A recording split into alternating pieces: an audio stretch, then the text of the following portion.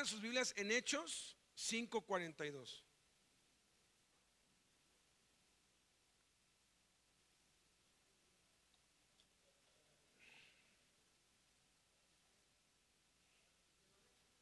Sí, claro, claro.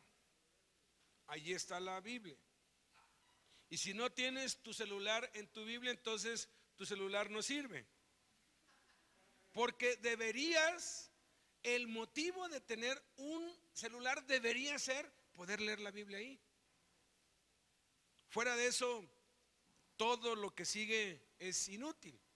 Pero si podemos usar la tecnología para leer la Biblia, para enriquecer nuestra vida espiritual, por eso es que les envié muchos, cuando vieron dijeron, oye, esto es lo que nos mandaste. Sí, les envié el devocional de domingo a lunes, tanto para que lo imprimieran como para que lo vean en su celular con la letra grande. Pues, o sea, la cosa es que hagamos lo que tenemos que hacer y usemos la tecnología disponible. Hechos 5:42 dice: y todos los días en el templo y por las casas no cesaban de enseñar y predicar a Jesucristo. Padre, en esta hora te damos gracias por tanta enseñanza que nos has dado, Señor. No quiero agregar nada a lo que se ha dicho, porque se ha dicho y se ha enseñado con tanta excelencia y con tanta claridad. Solamente quiero reafirmar lo que nos han hablado y lo que hemos aprendido, Señor. Que sea tu Espíritu Santo reafirmando, estableciendo en el corazón de cada uno, Señor, las verdades que nos han sido comunicadas y todavía las que aún faltan en las próximas 2 sesiones, en el nombre de Jesús. Amén. Enseñar significa mostrar con palabras y hechos. A ver, enséñale al que está al lado de ti tu Biblia, enséñasela.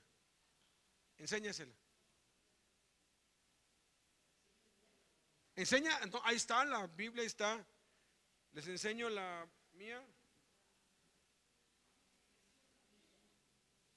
Ahí está, mira, aquí dice Santa Biblia Reina Valera, acá está. No, ahí está la Biblia, Santa Biblia Reina Valera. Ahí está. Bueno. ¿Se dieron cuenta que nadie le explicó nada a nadie? Simplemente mostró y vio. Porque la palabra enseñar en el griego significa 2 cosas. Significa ver y oír. Enseñar significa mostrar con una explicación, pero también mostrar visualmente. Eso lo vemos en Hechos 8:6. Los voy a hacer recurrir a muchas partes de la Biblia. Hechos 8, versículo 6. Dice: y la gente unánime escuchaba atentamente las cosas que decía Felipe, oyendo y viendo las señales que hacía. Hay un proverbio chino que dice: lo que haces habla tan fuerte que no me deja escuchar lo que dices. ¿Por qué es tan importante lo que decimos como lo que hacemos? Jesús reprendió a los fariseos porque les dijo: ustedes dicen y no hacen. O sea, sus palabras no concuerdan con sus hechos. Entonces, cuando nuestras palabras no concuerdan con nuestros hechos, somos hipócritas. Pero cuando nuestras palabras concuerdan con nuestros hechos, tienen peso y tienen valor. Enseñar significa entonces mostrar con la palabra y los hechos algo. Ahora, leímos acá en Hechos 5:42. Vamos otra vez ahí. Todos los días, dice. No dice los días de reunión, todos los días. Tenemos que llegar a un punto en nuestra vida que todos los días lo hagamos, sea por el WhatsApp, que tengamos un discípulo, sea que vayas a una cárcel un día, a un orfanatorio otro día, pero tenemos que llegar a un punto en que todos los días enseñemos a Jesús. Dice, en el templo y por las casas, porque puede ser en un lugar organizado como este, ¿sí? Puede ser en una parroquia, en un auditorio, en un templo, pero también se puede hacer en las casas, en las calles, en el parque, en el Vips. Yo me llevo al Burger King, al McDonald's, a alguna parte, y allí tenemos la reunión de iglesia, yo y uno de mis hijos, somos dos, pero hay una iglesia allí y hay ministerio allí, no importa el lugar. Entonces, en el Nuevo Testamento vemos 6 generaciones de discípulos. Nosotros tenemos que ver hacia la siguiente generación. Mientras estamos aquí, pues las cosas se están haciendo, pero y dentro de 50 años yo no voy a estar vivo. Algunos de nosotros no vamos a estar vivos. ¿Quiénes van a seguir con la obra? Tenemos que hacer discípulos y asegurarnos que la siguiente generación o las siguientes generaciones continúen exactamente en lo mismo. Y hay que discipular a los niños, los padres. Es muy triste que se le ha delegado la enseñanza bíblica de los niños a algunas hermanas en la escuela dominical en las iglesias, y eso no es bíblico.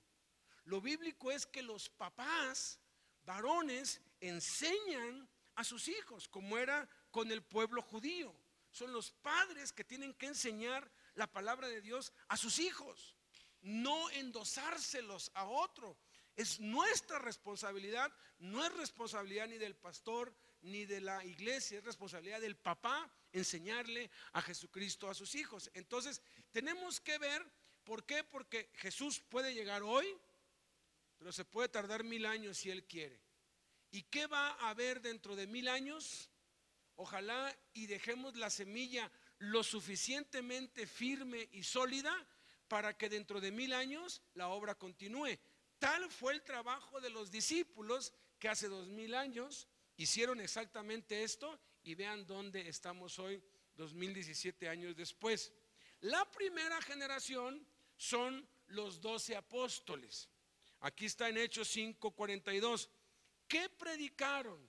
¿Qué enseñaron los primeros discípulos, los apóstoles? Dice aquí que enseñaron y predicaron a Cristo. No dice de Jesucristo. Hay una diferencia muy grande entre predicar a Cristo y predicar de Cristo. Es como si yo les predico de Pedro Infante y les puedo decir su historia y las leyendas, porque un preso hace como unos años me dijo: Pedro Infante está vivo. Yo lo conozco, yo lo conocí. Le digo, pues ya estar bien viejito, porque ya debe tener 90 y tantos años ahorita, tarde o temprano se tiene que ir. Y les cuento todos los detalles sobre la vida, y puede ser que me los conozca de maravilla. Les estoy predicando de Pedro Infante. Pero si no canto igualito que él, entonces nada más les puedo predicar de Pedro Infante. Pero si después de que les cuento su vida canto idéntico que él, entonces les estoy predicando a Pedro Infante. Porque predicar a significa hablar de y ser exactamente como. Yo les puedo hablar sobre química o sobre medicina sin ser doctor.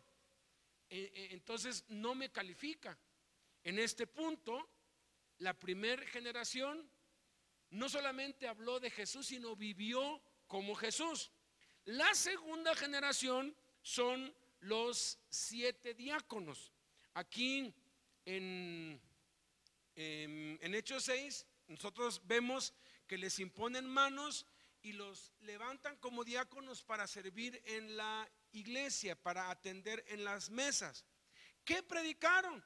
Pues no se nos dice de los 7 que predicaron. Podemos ver a Esteban, qué impresionante, pura Biblia, Todo el capítulo 7 es pura Biblia. Predica la palabra, dijo Pablo. O sea, no tenemos por qué andar predicando sabiduría humana o psicología o otras cosas. Tenemos la palabra de Dios. Pero podemos ver aquí en el capítulo 8, versículo 5, qué es lo que predicaba uno de ellos. Dice: entonces Felipe, descendiendo a la ciudad de Samaria, les predicaba a Cristo. Pasaron los años y vino la tercera generación. Y esta tercera generación eran algunos que habían ido huyendo por la persecución. Y en Damasco habían discípulos. Y dice aquí en Hechos capítulo 9, versículo 10: había entonces en Damasco un discípulo llamado Ananías. Fíjate, habían discípulos, porque luego dice en el versículo 19: y habiendo tomado alimentos recobró fuerzas. Y estuvo Saulo por algunos días con los discípulos que estaban en Damasco. De hecho, los discípulos de Damasco son una generación antes que Saulo, porque para este tiempo ya habían pasado cerca entre 20 y 30 años del inicio del cristianismo. ¿Qué predicaron estos? No nos dice qué predicaron los discípulos de Damasco, pero dicen que el árbol se conoce por su fruto. Dicen que hijo de tigre, pintito. Saulo es hijo de los discípulos de Damasco. Fue ganado por un discípulo y luego discipulado por los discípulos de ahí. Y Saulo es la cuarta generación de discípulos. Y sí nos dice la Biblia que predicaba Pablo. Dice el versículo 20 de Hechos capítulo 9: enseguida predicaba a Cristo. Nota: los apóstoles a Cristo, los diáconos a Cristo, Pablo a Cristo. Obviamente, ¿qué predicaban los discípulos en Damasco? A Cristo, ¿no? La quinta generación la vemos en Primera de Corintios. No hay tiempo para dar toda una cronología, pero en orden con el tiempo, cuando se escribe la carta a los Corintios, ya estamos entre el año 55 y 57. Y dice aquí Pablo en 1 Corintios 1:1, uno de los proyectos de vida que yo tengo. Si Dios me da licencia, todavía no me ha dicho, pero ya tengo, ahora sí que nada más es cuestión que Dios me diga ya, es editar una Biblia. Hay Biblia según Thompson, según MacArthur, Biblia Plenitud, Biblia Pentecostal, hay Biblias según un montón, ¿no? ¿Por qué no hacer una Biblia según Jesucristo? ¿No? La Biblia de acuerdo a Jesús, ¿no? O sea, digo, no tendrá derecho Jesucristo a opinar y comentar toda la Biblia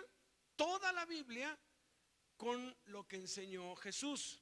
Resaltar las 350 profecías acerca de Cristo, las 30,000 promesas. Hay 30,000 promesas.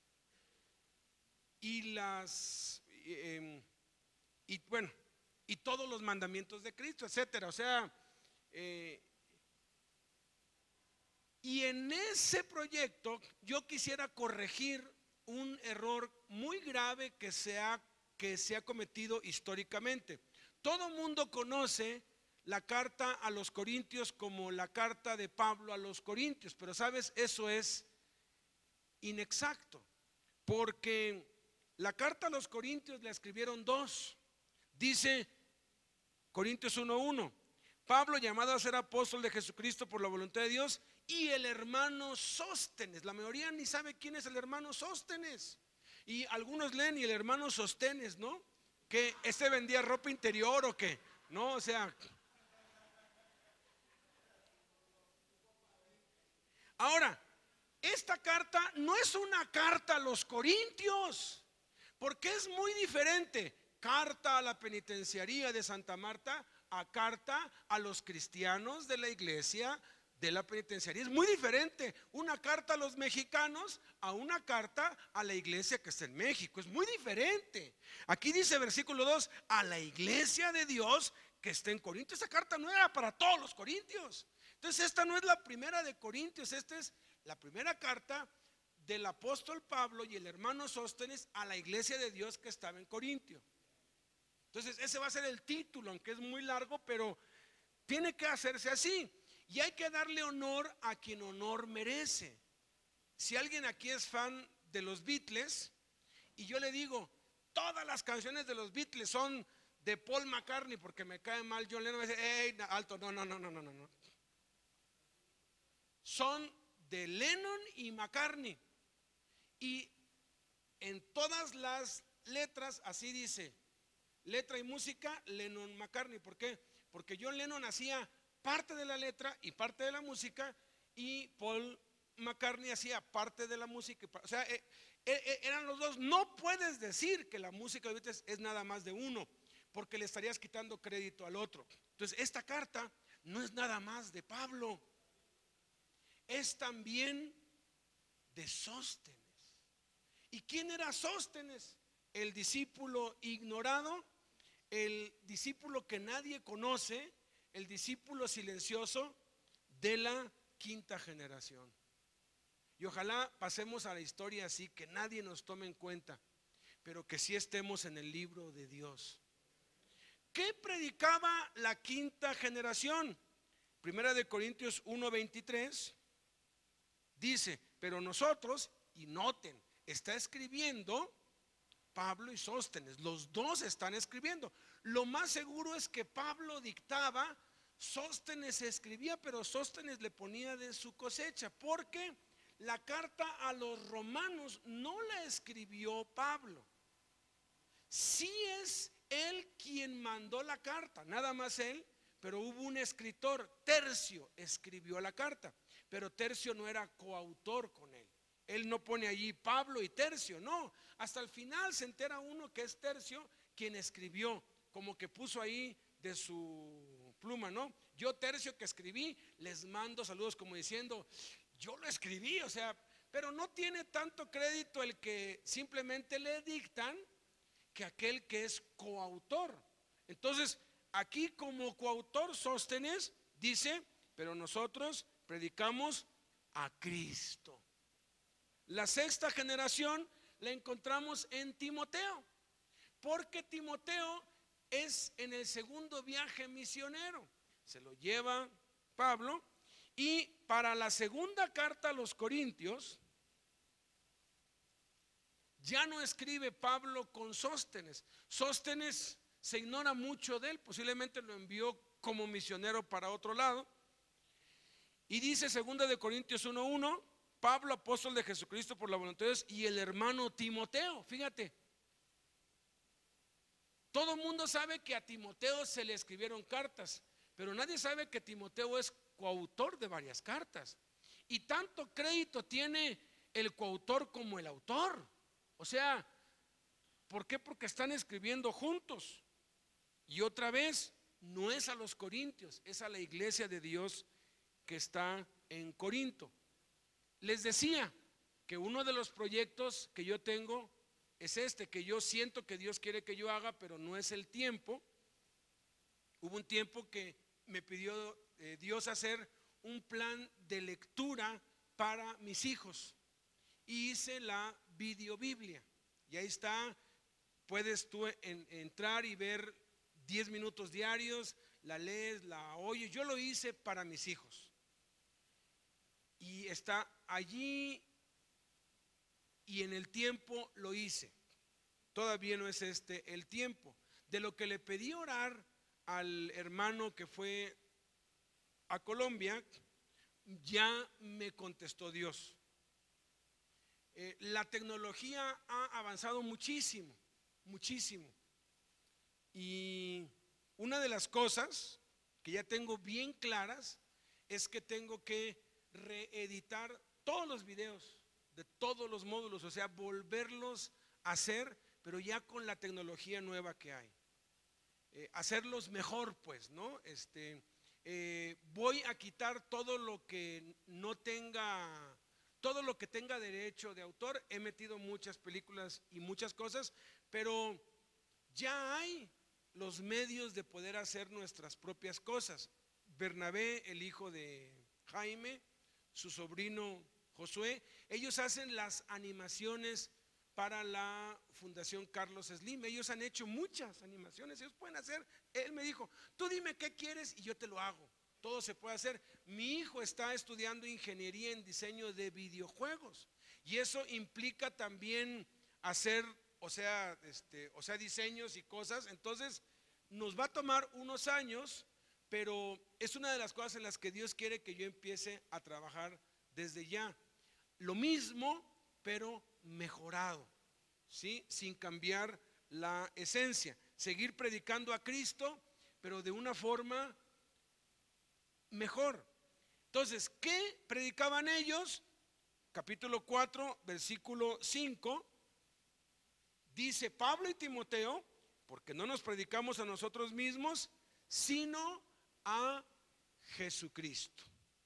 Entonces, ¿dónde está la séptima generación? Se queda hasta ahí.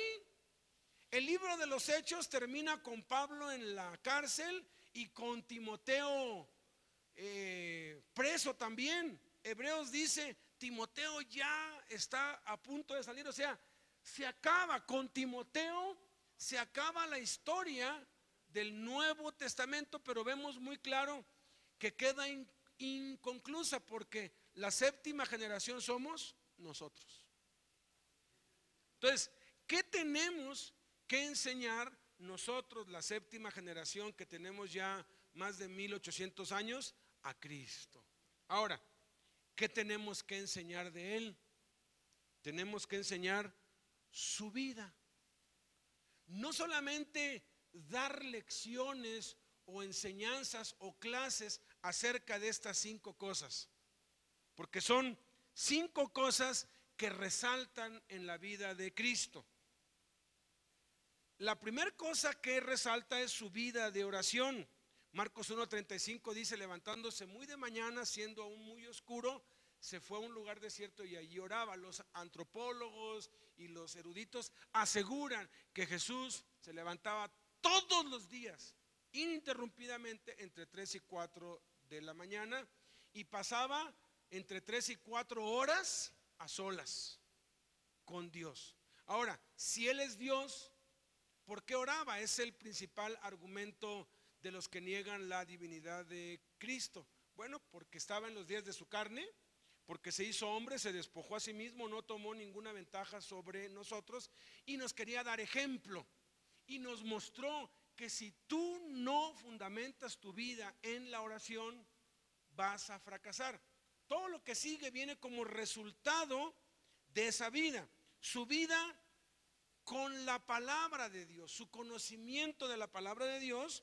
En Lucas 4:16 dice que Jesús se levantó como era su costumbre. Fíjate, Jesús tenía una costumbre y era una costumbre de leer las escrituras. Él era un rabino. Tú no podías ser un rabino si no te sabías de memoria de Génesis a Malaquías. No calificabas para ser un rabino. Jesús se sabía de memoria todo el Antiguo Testamento y lo pusieron a prueba porque había un código entre los rabinos. Había muchos falsos rabinos y los desenmascaraban rápido. Parte de la enseñanza era que ya cerca de la graduación, de cuando ya los iban a ungir como rabinos, porque casi toda la instrucción es pasada oralmente, tienen que memorizársela. Hay 613 mandamientos en el Antiguo Testamento, 613. Los rabinos los tenían catalogados, clasificados. Si alguien decía ser rabino y no sabía cuántos mandamientos había en la ley, pues no era un rabino, porque ese era un secreto. Decían, son estos y no se los comunicas. Este es nuestro secreto para protegernos de los falsos. Y aquí está el primer mandamiento, el más grande de todos, Deuteronomio 6:5. Amarás a Jehová tu Dios con todo tu corazón. Y el segundo, Levítico 19:16.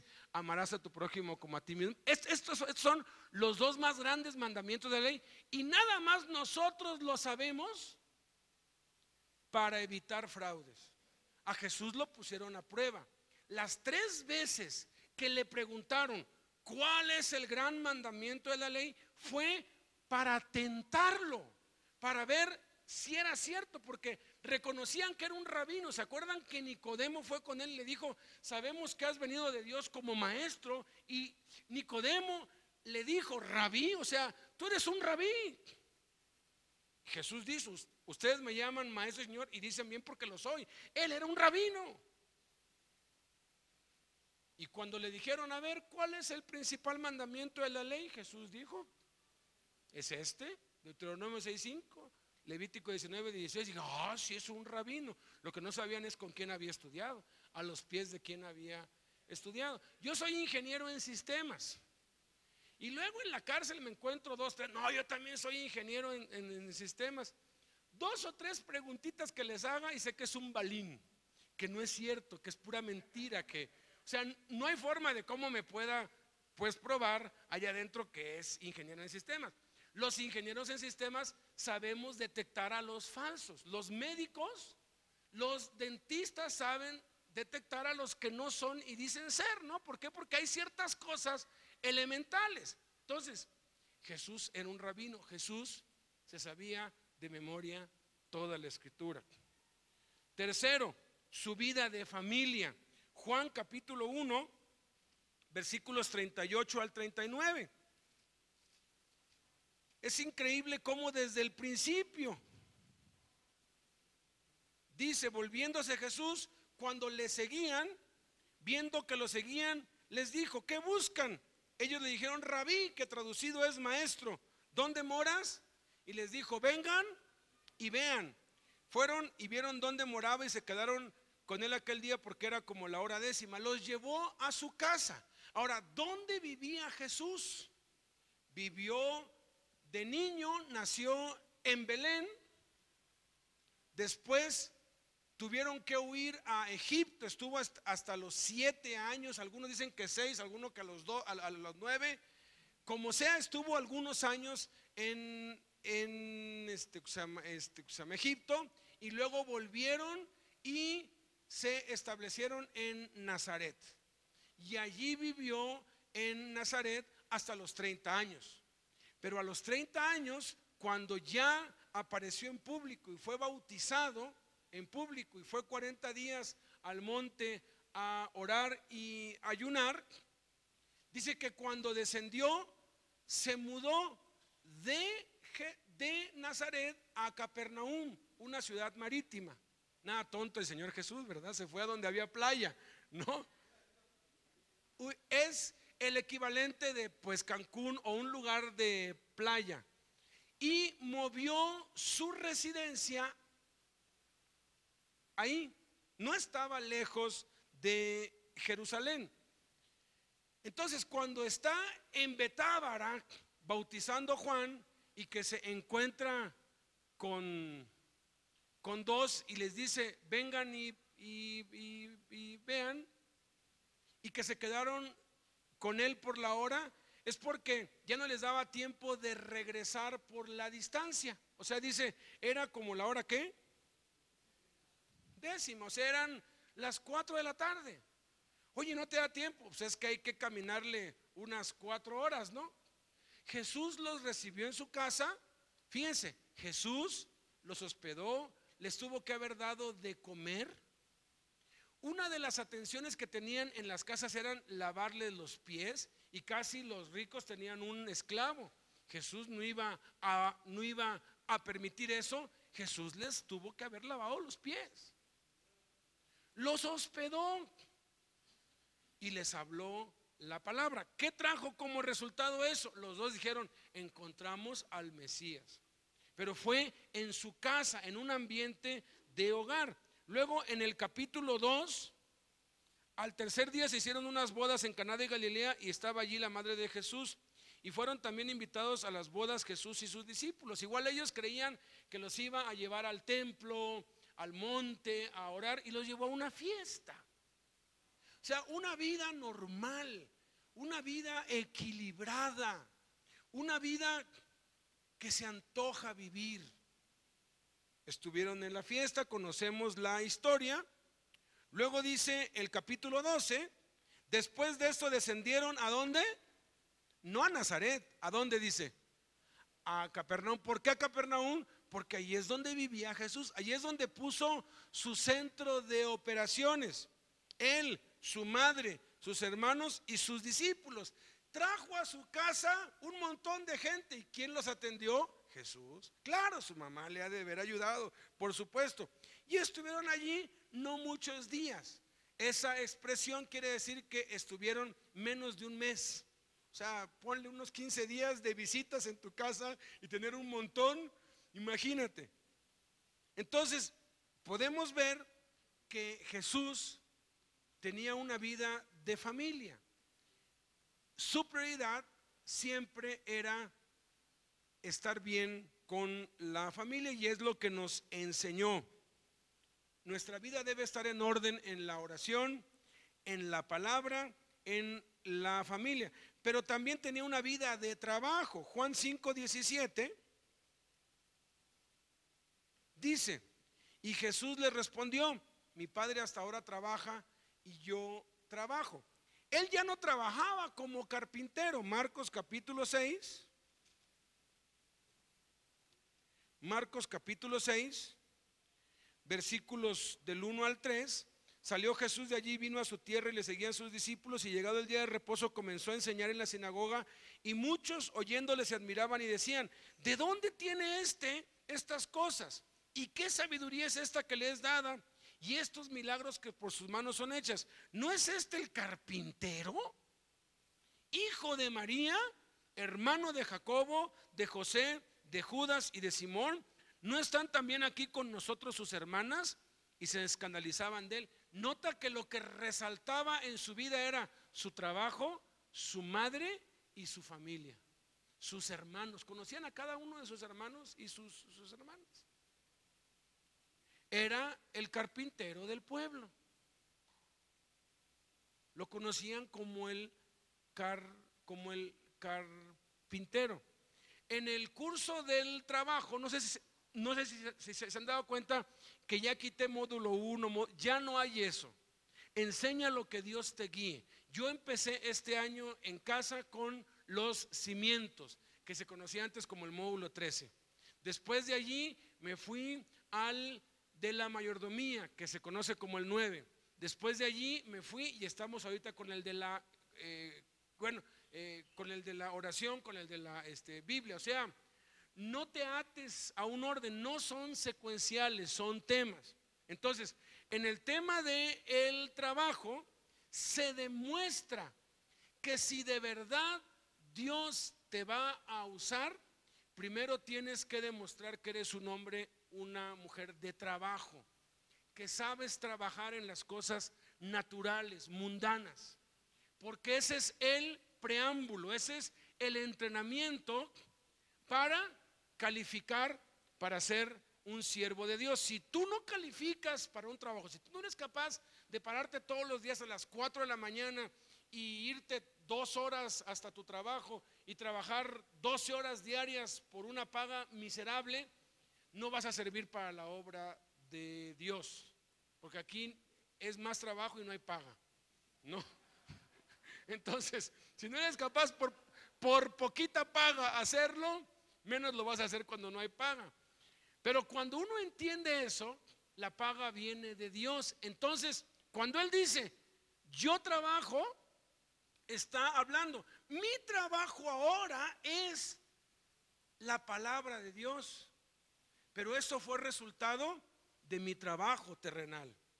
Yo se los digo, yo trabajo ahora en predicar, enseñar la palabra de Dios, pero esto es resultado de que le probé a Dios que soy un hombre de trabajo. A mí nadie me puede señalar de decir, este se metió a la obra para que lo mantengan. Porque mi familia dice, eres una vergüenza, eres un limosnero, vives de las limonas. Le digo, no, mamá, se llama diezmos. Bueno, es lo mismo, me dicen. Vives de la caridad de la gente. Le dije, pues si lo quieres ver así, así es. Ellos no entienden que los diezmos son de Dios y que es a través de lo que la gente nos da que vivimos. Yo vivo de eso. No me aprovecho de eso. Tomo lo que me toca y reparto lo otro, porque es lo que Dios manda. Pero fue el trabajo lo que me calificó para ser un siervo de Dios. Y el trabajo debe estar en orden. Y por último, quinta cosa, su ministerio. Mateo 4:23. Mateo 4:23 dice: y recorrió Jesús toda Galilea, enseñando en las sinagogas de ellos y predicando el evangelio y sanando. Nota, 3 cosas hacía: enseñaba, predicaba, sanaba, ministraba. Mateo 9:35. Recorría Jesús todas las ciudades y aldeas, y vuelve a decir lo mismo: enseñando, predicando y sanando. Ahí me dicen, oye, tú siempre andas corriendo. Le dije, lo aprendí de mi Señor. Investiga la palabra recorría. Recorría es una palabra doble. Re significa repetir, volver. Y corría, correr quiere decir correr. Digo, o sea, andar. Jesús andaba pum, pum, de aquí para allá, de aquí para allá. Híjole, la vez que quise seguirle el rastro a Jesús en Mateo, Marcos, Lucas y Juan, y dije, o sea, voy a hacer un mapa, y compré una cartulina, ¿no? Un mapa, y ahí puse el mapa de todo lo que es Tierra Santa, ¿no? Porque aquí dice, y de Capernaum fue a Jericó, y de Jericó fue a Betania, así te va diciendo. Entonces empezaba, pues ponía un punto y luego una línea, y luego a dónde sigue. Mira, quedé mareado, se me sobrecalentó el cerebro. Eso parecía una gráfica indescriptible llena de rayas, porque se volvían a juntar y luego tenía que tomar otro color. Bueno, dejé el proyecto a un lado. Dije, es imposible seguirle el rastro a este hombre. O sea, de pronto, créeme, pones tantas rayas que se interlazan unas a otras y luego ya ni sabes por dónde va ni una. O sea, necesitas como 1000 colores para decir, esto es de un trayecto, este es de otro, porque iba y regresaba. Dice, recorría, o sea, iba y luego volvía y así estaba recorriendo. Digo, qué maravilloso privilegio me has dado. Voy a la penitenciaría, luego me voy al sur, y luego al otro día al oriente, y luego al otro día al norte, y luego aquí, y luego allá, y estamos recorriendo. Tenemos que estar en movimiento, tenemos que estar yendo a la gente, no esperando que vengan, movidos. A Rey le decía, oye, ¿cuántos, o sea, te son útiles de eso? Dice, pues nomás tenemos 5 cárceles y las recorren cada semana todas, ¿no? ¿Sí? ¿Y cuántas iglesias? 7, las 7 iglesias del Estado de México, ¿no? Como las 7 iglesias de Asia, gloria a Dios. Y hay que estar, tenemos que estar en movimiento. La vida de Jesús es una vida de movimiento, porque cuando uno aísla una enseñanza, yo cuando me metí a escudriñar sobre la importancia de orar, porque algo que les digo cada jueves que tenemos reunión los varones, mayoría ex internos, les digo, les voy a repetir y les voy a repetir y nunca les voy a dejar de repetir lo mismo cada vez que nos reunamos. Lo más importante en la vida cristiana es la oración. ¿Por qué? El conocimiento de la Biblia, la familia, el trabajo y el ministerio, la vida de Jesús en esas 4 áreas surgía de su vida de oración. Porque lo más importante en la vida es la oración, pero recalco, la oración personal y privada, como dice Mateo capítulo 6, versículo 6. Mas tú cuando ores, entra en tu aposento y cerrada la puerta, ora a tu Padre que está en secreto. Tu oración tiene que ser tan secreta que nadie se entere. Es imposible que tu esposa no se entere, pero a veces hay que procurar que ni siquiera la esposa se entere. Hubo un tiempo que pues Blanquita me dijo: estoy preocupada porque no te he visto orar. Le dije: qué bueno. Pero estás orando, le dije: eso es algo entre Dios y yo. El fruto se va a ver. ¿Cuál es el fruto? Recompensa en público. Pero invirtámoslo. Si no entras en tu aposento y no oras a tu Padre que está en secreto, tu Padre que ve en secreto, ¿qué? Te avergonzará en público. Y por eso somos avergonzados tantas veces y somos expuestos y ridiculizados, no por Cristo, sino por nuestras tonterías. ¿Por qué? Porque hemos dejado la cámara secreta. Y de allí, de esa cámara secreta, de ese tiempo, o sea, si yo te digo cómo oro y lo que oro, voy a perder la recompensa y no la quiero perder. Porque debe ser tan íntimo como la relación íntima que tiene cada esposo con su esposa. Nadie anda contando: hice esto con mi mujer en la intimidad. Nadie. Es vergonzoso. ¿Por qué? Porque es algo reservado para dos. Tu tiempo a solas con Dios debe ser algo reservado para Dios. Yo cuando de pronto voy en el carro y quiero oír algo y empiezo a oír una pues prédica de alguien y oigo que alguien dice: hoy que me levanté a las 3 de la mañana, el Señor me mostró, después de 3 horas de estar agonizando en oración, que les tenía que dar este mensaje. Le cambio y digo: ese hombre ya perdió y está haciendo alarde de algo que Jesús dijo en secreto. Y aprendimos el jueves pasado algo, ¿no? Si alguien te pregunta algo, oiga, hermano, ¿está usted haciendo ayuno? ¿Por qué no come? Porque el ayuno también tiene que ser en secreto. Qué precioso. Dile: ¿sabes guardar secretos? Sí, yo también. Y no tienes que decirle si estoy ayunando, no estoy ayunando, nada. Hermano, ¿y usted cuánto tiempo ora? ¿Sabes guardar secretos? Yo también. Ya no tienes por qué andarle diciendo a nadie, porque si lo haces, eso es presunción, vanagloria, soberbia. Todo surge de la oración. ¿Alguien aquí conoce a David Brainerd? Alce la mano el que conozca a David Brainerd, por favor. Ok, tú. David Brainerd, allá atrás. Dos personas conocen a David Brainerd. Híjole. Te voy a leer, todavía tengo tiempo. Te voy a leer una porción de un libro que se llama ¿Por qué no llega el avivamiento? Fue escrito hace 60 años por Leonard Ravenhill. Lo busqué, lo descargué, pero lo pasé del PDF a Word, y cuando lo pasas, algunas palabras no te las copia bien y estoy leyéndolo otra vez para corregirlo bien. Espero el día lunes ya lo ponga en la página de la fundación. Este libro te va a sacudir respecto a la oración, porque él dice que es la oración, la falta de oración, la causa de que la iglesia está en la bancarrota espiritual que está.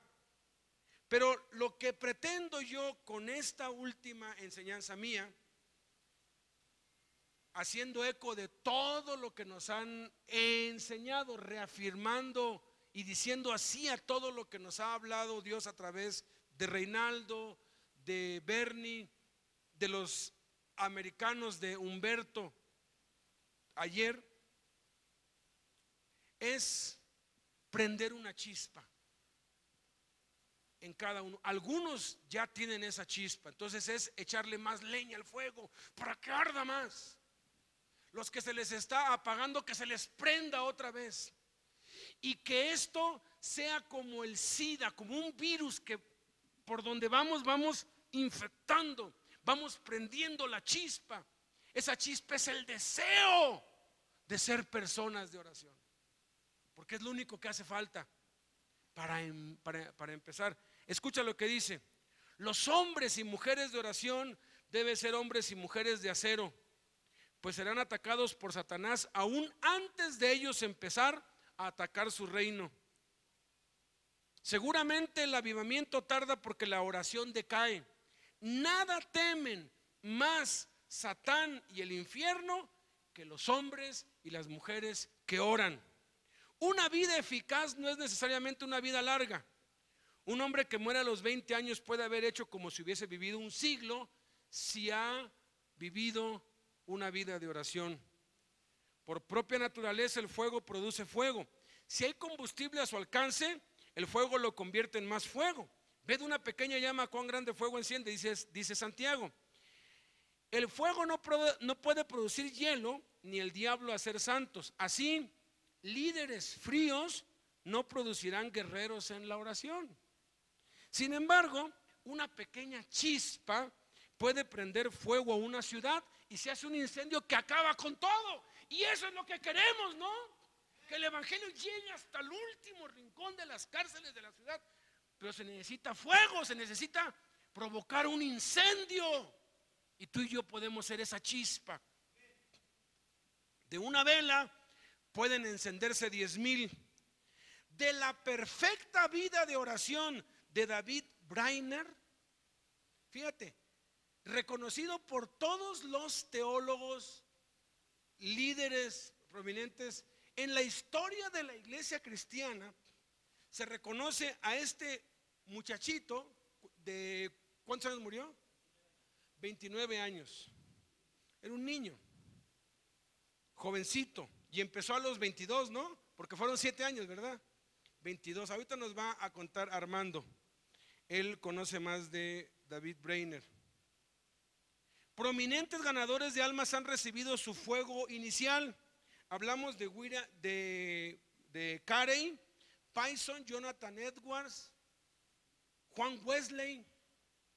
Simplemente del diario de aquel vaquero que vino a ser el adolorido apóstol de los indios en Norteamérica, recibió Payson la inspiración que le hizo principiar a los 20 años una vida de oración que casi eclipsó la de Brainerd.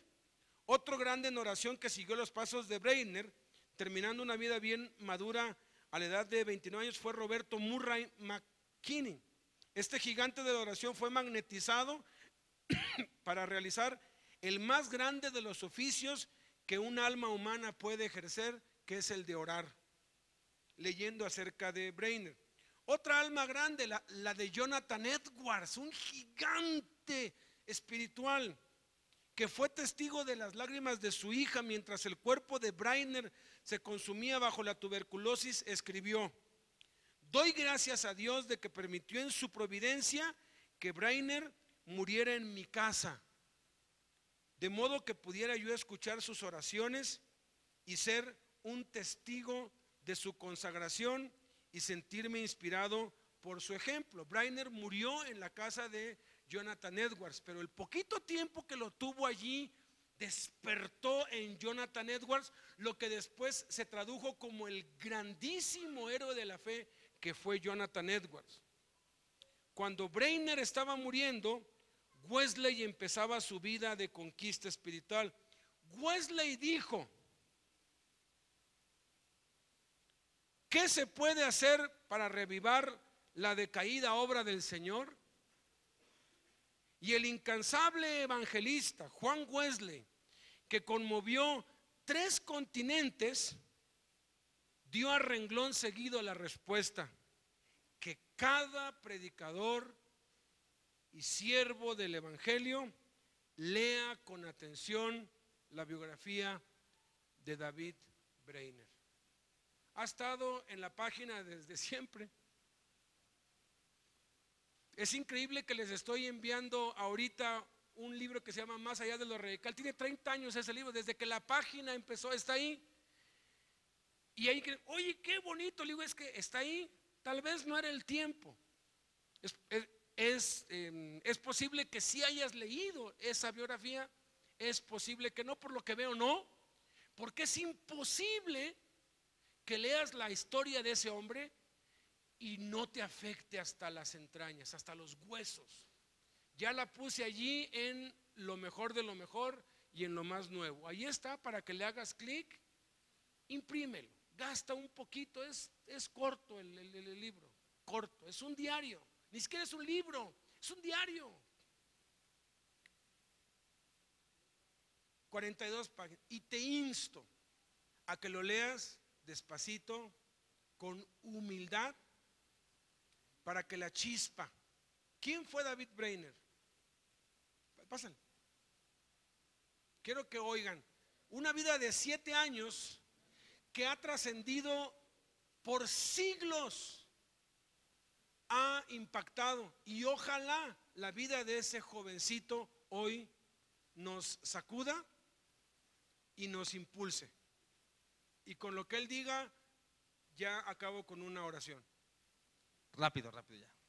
Nada más voy a enriquecer un poquito más lo que Beto dijo, pero realmente es algo que es bien cierto, ¿no? Este hombre era joven, o sea, era muy joven. Realmente cuando él empezó su vida de ministerio, porque él quería ser ordenado, ¿no? En este tiempo por las iglesias, él fue expulsado, ¿no?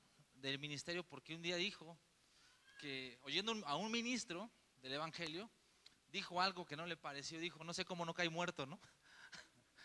Eso obviamente era una falta para esa iglesia, y lo expulsaron después.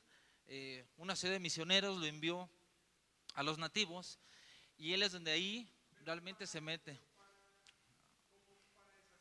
como para hacerse él, en sí, pues nada más, y como para que, bueno, pues ya vete, te damos esto y ve allá.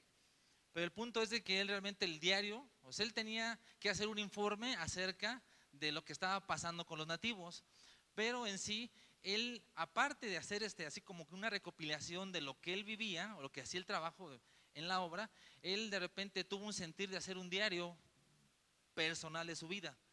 O sea, él ahí en su diario nada más, de hecho la intención de David Brainerd no fue realmente que se pusiera su vida, realmente fue así como que de repente ahorita te propones y al día siguiente haces estudiar, y ahora en este día pues oré, me sentí así, hice tales cosas, pero vamos, es realmente una vida muy llena de Dios, porque lo que transmite esas páginas, a pesar de que es un libro muy pequeño, es la vida de Cristo, ¿no? Lo que estabas platicando ahorita, ¿no?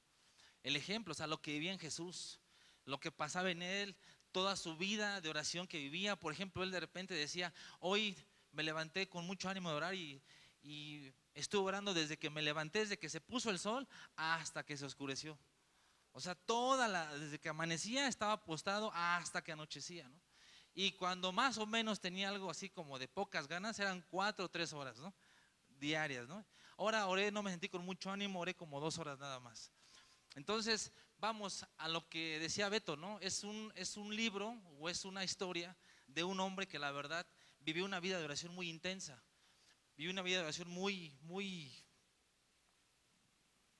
es corta, ¿verdad? Su vida, pero de hecho ahorita que estaba mencionando a Leonard Ravenhill, él decía una frase, ningún hombre es más grande que su vida de oración. Tenía esa.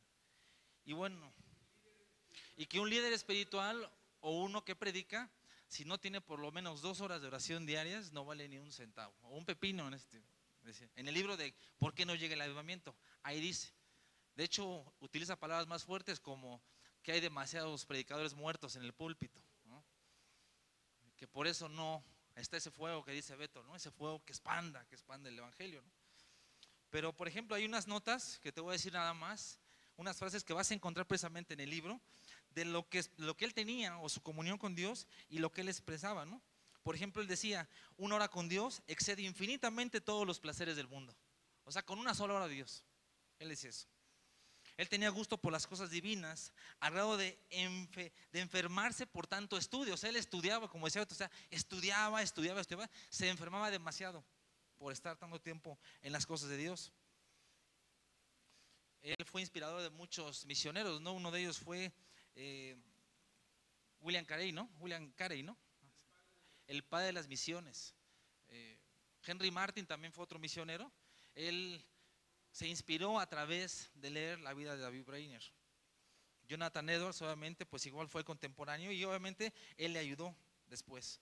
Con 24 años de edad dijo esto, tenía 24 años de edad y dijo esto: el Señor me ayude a vivir para su gloria.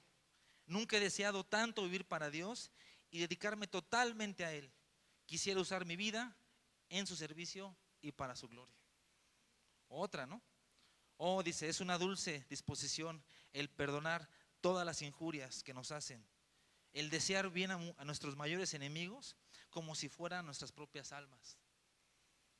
Dice, si mi alma tuviera 1000 vidas, con todo gusto las entregaría de inmediato para estar con Cristo.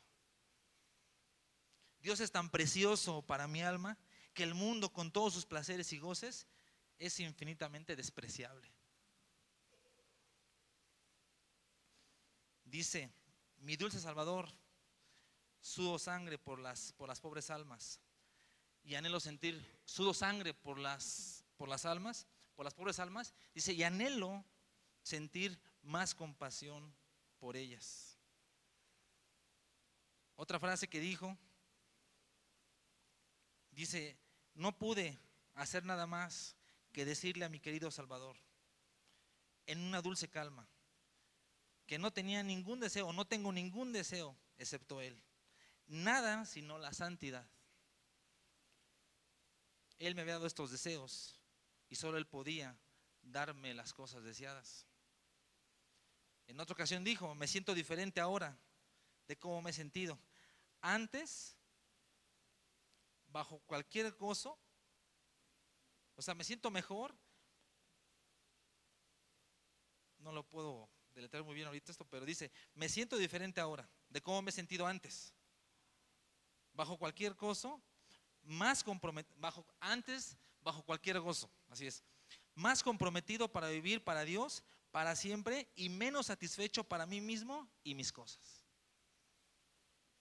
Y otra por ahí dice, sentí alguna compasión por las almas y me lamenté de no haber sentido más. La delicadeza, la bondad, la mansedumbre y el amor por toda la humanidad, dice, lo sentí más que nunca. O sea, todo esto era producto de su vida de oración, ¿no? Todo eso era producto de su intimidad con Él. Y realmente cuando yo la leí la primera vez también, pues me confrontó, ¿no? Porque obviamente si de repente uno piensa que ora, pues realmente se queda uno corto, ¿no? Es decir, pues no ora, o sea, a comparación de estos hombres, uno no ora nada, ¿no?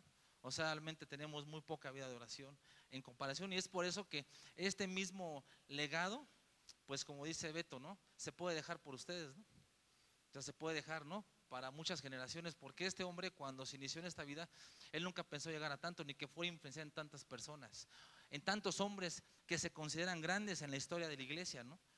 Entonces obviamente esto a mí me inspiró, me ayudó, y obviamente pues no sé si pueda tener yo esta vida, ¿no? Realmente como él, pero sí es un ideal para mí, ¿no? De crecer más y más. O sea, me animó a seguir creciendo más en intimidad con Dios, independientemente de lo que Él me permita hacer para Él, o de lo que Él me permita, o sea, o cómo me use, ¿no? De hecho, ahorita que estaban mencionando Hechos 6, ahí los apóstoles se dieron cuenta que estaban descuidando dos cosas, ¿no? Dos cosas estaban descuidando. Estaban sirviendo, estaban haciendo las cosas para Dios, estaban en la obra, pero ellos estaban descuidando dos cosas, ¿no? Y este es un ideal para mí. Estaban descuidando, ¿no? El ministerio de la palabra y de la oración. Y ellos dijeron que iban a dejar de servir a las mesas para dedicarse al ministerio de la palabra y de la oración. Entonces una de mis oraciones a Dios es lo que decía, no es el hermanito en la mañana, ¿no? El que Jesús viva su vida en mí, ¿no? Independientemente de lo que haga, ¿no? Y que pueda yo tener ese ideal, ¿no? Dedicarme al ministerio de la palabra y de la oración. Ya lo demás, pues es lo que Dios añade, ¿no?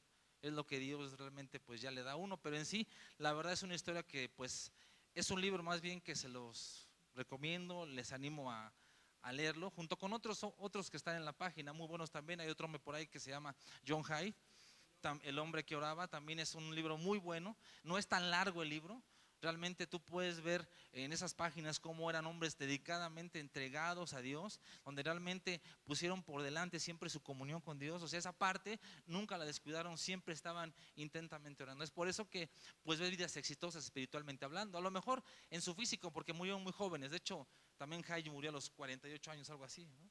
Pero en sí, lo que habla sus vidas eran unas vidas totalmente entregadas a Dios. Y esa es algo que pues nos debe de motivar, nos debe de animar para seguir adelante. Y bueno, pues yo lo digas a Beto, ¿no? Y todos ustedes por darme la oportunidad de poderles compartir esto. Y qué bueno que sean grandemente bendecidos, ¿no? Con estos libros que la verdad nos van a ayudar o nos van a seguir animando para tener más intimidad con Dios y más comunión con Él. Dios los bendiga y Dios los guarde.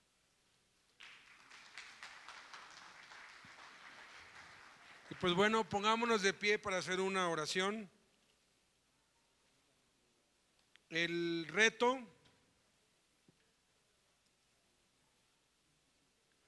que yo me quiero hacer a mí mismo. Me acuerdo hace casi 30 años escuché a Fermín, a Fermín García.